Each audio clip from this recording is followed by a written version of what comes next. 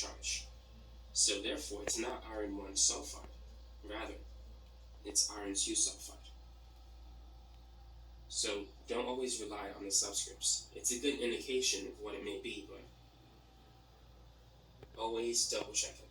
So in this particular case, is it iron 3 sulfide or is it something else? Let's find out. Well, let's write an equation. 2Fe plus 3S has to add up to 0. So S has a charge of -2.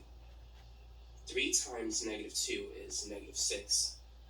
And if we add 6 to both sides, it's going to be 2Fe, which equals plus 6. So to solve for Fe, we've got to divide by 2. 6 divided by 2 is 3, so in this particular case, Fe does have a plus 3 oxidation state. So in this case, it is 3. So it's going to be iron 3 sulfide.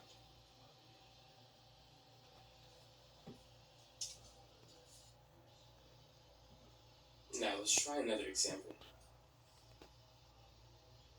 Try these. PbO and SnO2. So even though lead and tin are not transition metals, they do have multiple oxidation states, typically +2 and +4. So you know that oxygen has a -2 charge. That means Pb has to have a +2 charge. Since these two are in a 1-to-1 ratio, that means the charges are the same, even though the sign is opposite.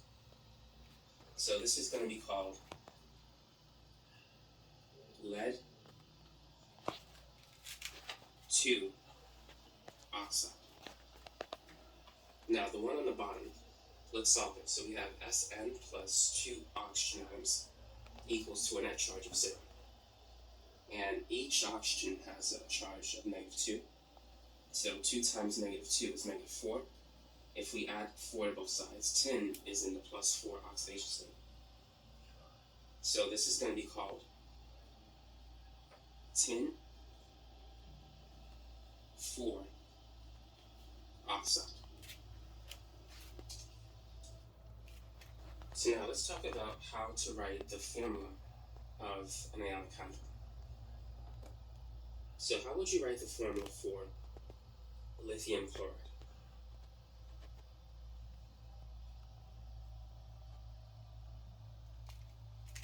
The first thing you should do is write the ions. Lithium, as an ion, has a +4 charge. It's an alkali metal, it has 1 valence electron, and elements in group 1A typically form ions with +1 charges. Chloride is a halogen, it's going to have a